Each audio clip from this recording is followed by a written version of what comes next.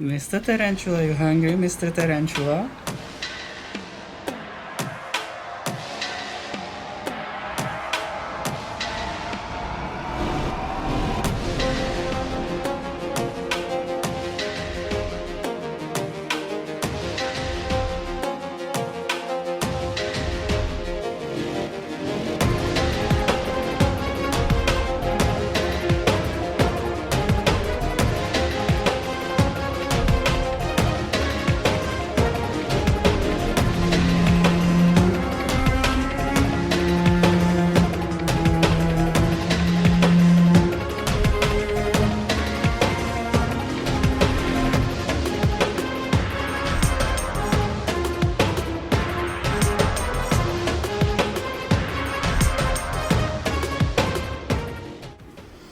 Good job, Smoker. Yeah, he's been such a pleasure. Such a cool spider too, so easy to care for and everything.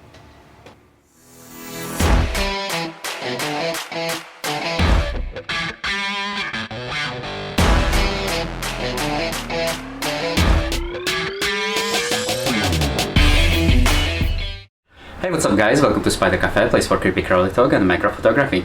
In today's video we're gonna be talking about Tliltocatl, albopilosus. They wanna mess it up because scientists are playing real joke on us with this one, and we're gonna just call it for short a curly hair tarantula. Maybe not for short, but you know, to make it easier, curly hair tarantula. So we're gonna be talking a little bit about their care, and we're gonna show you some cool videos. I decided that we're gonna restructure our care videos a little bit to make it a little bit more consistent and a little bit more familiar for you guys. So every time you come in, you kind of have the same structure, and you kind of know where to look for any of your questions that you have. So we're gonna have 4 different categories, and one of them is gonna be enclosures, right? Makes sense. We want to know the enclosures from spiderling to adults. One's gonna be their food requirements, and one's gonna be their water requirements, and one's gonna be their behavior and growth rate. So let's start with enclosures. I got our curly hair as a freebie, so I wasn't really ready for it with the enclosures, so I put it in a little jar. As long as you have about roughly 2 inches of substrate that is moist, your tarantula is gonna be fine. I also drilled some ventilation holes, and I think I poked those with a hot needle. I keep the substrate a little bit moist because as a sling, the tarantulas molt very often, and they can use the humidity and the moisture from the substrate for their molt process. After the tarantula reached, I wanna say maybe like an inch, or just the enclosure felt a little small for it, and you may notice that I don't keep my tarantulas in tiny enclosures. I usually give them good size enclosures because it's better for me also as a macro photographer. You know, I have a better access to them. Since I wasn't very happy with the jar, I moved it into Jamie's tarantulas enclosure. This one is currently occupied by one of the arboreal tarantulas, but before I would have a basically substrate up to here. You can use this as a first enclosure as well. Those work really well. After that, we moved it into a little box like this. These, I believe, is from primal cages, and the same setup, just a deep substrate and, you know, a few little cork bark or anything. And usually in my enclosures, when I move the spider in the new enclosure, I do a pre-built burrows. So I always have a little pre-built burrow there that the spider can immediately hide in, and then, you know, they decide what they want. Do they like it? Do they not like it? They decide. Once our small curly hair outgrew its little box enclosure, we moved it into one of these, and these are herb cult, and these are amazing. I really like these. Actually, I wish if herb cult, if you guys can make one that's a little deeper, that would be awesome. I don't know if anybody watches, you know, but you know, maybe one day they will, so never know. So our little tarantula is currently in this one, and it's probably gonna be in there for a few more months. But guys, if you don't want to spend money on expensive tarantula enclosures, you can just use any box, just drill holes through it, make sure it's like, you know, plastic, you know, so it doesn't leak or anything, and that's about it. They're not very high maintenance. Tarantulas are not very high maintenance. Let's watch that rehouse from the box into this enclosure, and I'll be back after that to tell you where our adult tarantula lives.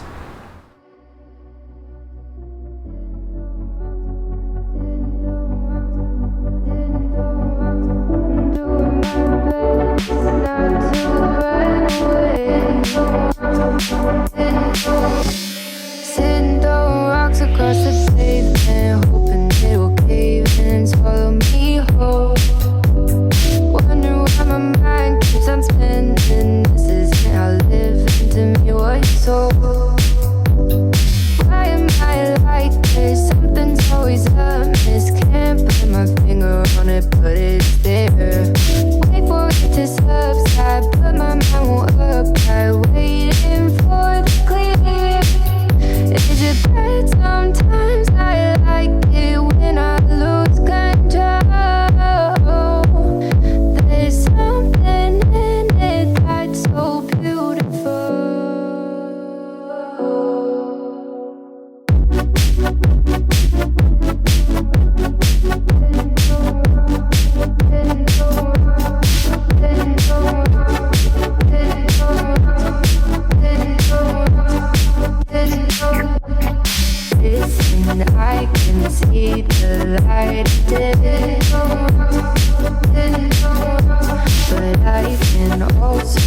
see the bones decay.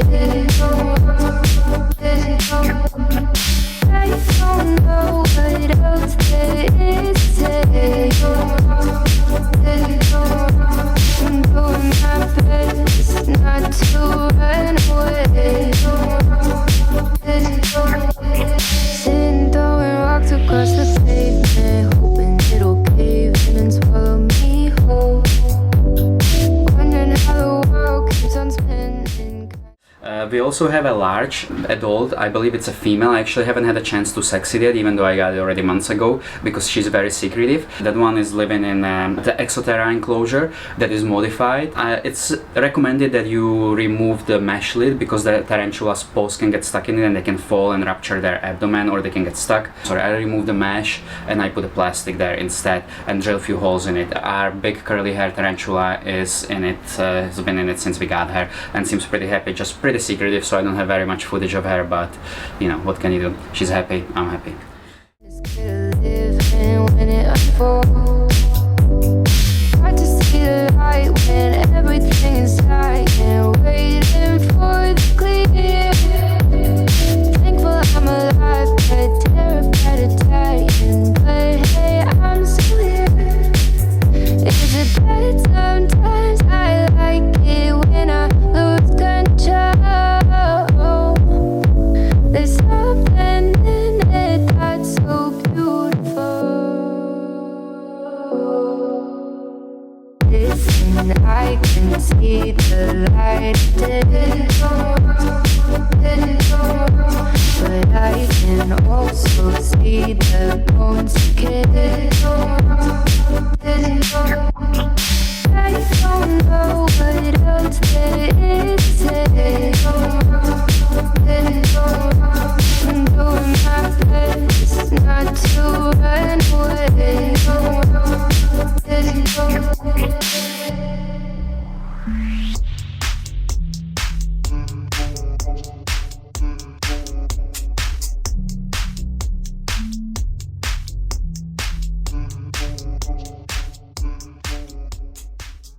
Okay, feeding. These guys are pretty good eaters as long as you don't overfeed them. I feed our slings about twice a week. I feed our adult about once a week, maybe sometimes just twice a month. And this time I fed her for the first time in about 3 weeks and she was just fine. She was pretty hungry. That's about it. But they can go without the food for a long time. So the spiderlings, I would feed them anything from small crickets to dubia roaches to even flies sometimes, because they are, you know, they're pretty good hunters and it's kind of fun to watch them when they're trying to grab the fly. It's pretty entertaining. The adults I mainly feed dubia roaches or red runner roaches, sometimes crickets, and I even fed her hornworm caterpillar. So they're pretty good eaters. They can tackle any prey. They can even tackle small vertebrates in nature, but in a hobby I only feed it invertebrates like roaches, like I said. Okay, water requirements. So as a sling, I keep the substrate moist, and I actually didn't have a water dish in there for a while until I moved it into this little box, which was, I believe, like its second or third enclosure. It could be it's actually second, but it was its third because, like I said, I wasn't ready for it when I first got it. And I have a small water dish in there. I also keep the substrate moist, as I said, and I try to keep the bottom layer moist. It's really easily, you can really easily achieve it by taking a syringe and just sticking the syringe in a substrate and just put a little pressure on the water so it just fills out the bottom layer. The adult has a water dish in her enclosure. I see her drinking from it sometimes. I overflow the water dish from time to time, keep like one side of the enclosure a little bit more moist, so if she decides that she wants a little bit of humidity, she can go to that side. And that's about it for the water requirements.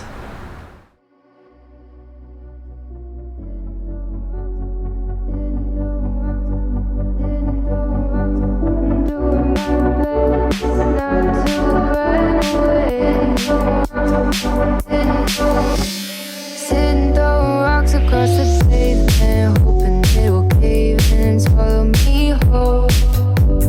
Wondering why my mind keeps on spinning. This isn't how living to me was told. Why am I like this? Something's always amiss. Can't put my finger on it, but it's Okay, curly hair tarantula behavior. So this is a perfect tarantula for beginners because this spider is really docile. As you guys can see in our videos and in our rehouses, these guys don't bolt very much. They sometimes start walking away, but they are really mellow and they are not very hard to deal with. They do have urticating hairs, which means that that's one of their defense mechanisms. Newborn tarantulas prefer to kick hair over biting. Well, most of the time, right? Depends how threatened they feel. But what it means that they kick hair from their abdomen, and the predator attacking them can get it in their eyes, which can even cause blindness in some small, mammals. And at the least, it's very uncomfortable on your fingers, and it gets very itchy. So this is basically their defense, and this is something that you need to consider when rehousing one. You don't want to stress out the spider during the rehouse. It's really the easiest if you just use a little brush and just gently touch their legs and let them move on their own. I would say their growth rate is medium. Ours grew from basically small spiderling when it was maybe, I would say, 4 millimeters, maybe 1/16 of an inch, to about 1.5 to 2 inches in about less than a year, I would say, because our room is actually pretty warm. Our temperatures fluctuate between 75 to 85 most of the year. We live in Southern California. We live not too far from coast, so we don't really need air conditioning. So these are our almost all year temperatures. Alright guys, I hope you enjoyed this video. If you did, hit the like button, hit the subscribe button. We are almost at 1,000. This video is probably gonna come out before we hit it, or maybe after we hit 1,000, but soon after we're gonna be doing t-shirt and tank top giveaway.